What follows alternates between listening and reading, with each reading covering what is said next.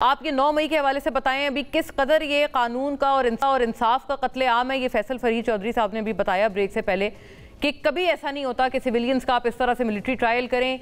बड़ी अच्छी बात थी अगर फैसल चौधरी साहब जो है ना वो मुनाफिकाना बात ना करते। अगर तो इमरान खान के दौर के अंदर 25 सिविलियंस को फौजी अदालतों में ट्रायल नहीं किया गया तो फिर तो ये भी मिलिट्री ट्रायल जो है वो गलत है।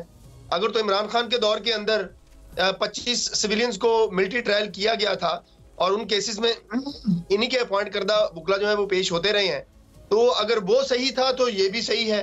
तो पहले तो फैसल फरीद चौधरी साहब हाथ जोड़ के कौन से माफी मांगे कि इमरान खान साहब के दौर के अंदर, इमरान गोल्डस्मिथ के दौर के अंदर जिन सिविलियंस का मिलिट्री ट्रायल किया गया वो नाइंसाफी थी, कानून की धज्जियां उड़ाई गई। पाकिस्तान आर्मी एक्ट मौजूद है, उस आर्मी एक्ट के अंदर ये चीजें सारी प्रोवाइडेड हैं। FBLE केस में ये बात की थी कि सिविलियंस का मिलिट्री ट्रायल जो है वो किया जा सकता है।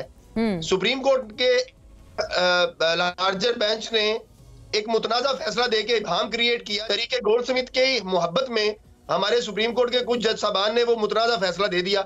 अब उसकी नजरसानी जो है वो पेंडिंग है। वो कह रहे हैं आधा तीतर आधा बटेर के मुतरादिफ है ना, या तो आर्जी इजाजत दे देते या फैसला कर लेते। ये इसका क्या मंतक है? जी, मैं सारी सुप्रीम कोर्ट के आईनी बेंच से रिक्वेस्ट करूंगा कि वो अपनी जिम्मेदारियां छोड़ें, उठ के जाएं, जाके फैसल फरीद चौधरी साहब के घर जाएं, उनसे पूछें कि जनाबे फैसल साहब आप बताएं कि हम कौन सा फैसला करें। बदकिस्मती की बात यह है कि जब ये अपनी हुकूमत में होते हैं तो ये जुल्म भी करते हैं, पाकिस्तान को तोड़ने की कोशिश भी करते हैं, पाकिस्तान की रगें भी काटते हैं, और जब ये इक़्तिदार से बाहर जाते हैं और इनके साथ दहशतगर्दों का सलूक होता है इनके जराइम की वजह से, तो फिर ये कहते हैं कि हमारे साथ नाइंसाफी हो रही है। क्या आप लोगों ने 9 मई के वाकयात में मुलव्वस नहीं है? क्या इन लोगों की वीडियो फुटेजेस मौजूद नहीं है? आपके दौर के अंदर तो एक खत लिखने के ऊपर मिलिट्री ट्रायल किया गया, एक खत लिखने के अंदर। तो इन लोगों ने तो सीधा अमलाक के ऊपर जाके हमले किए।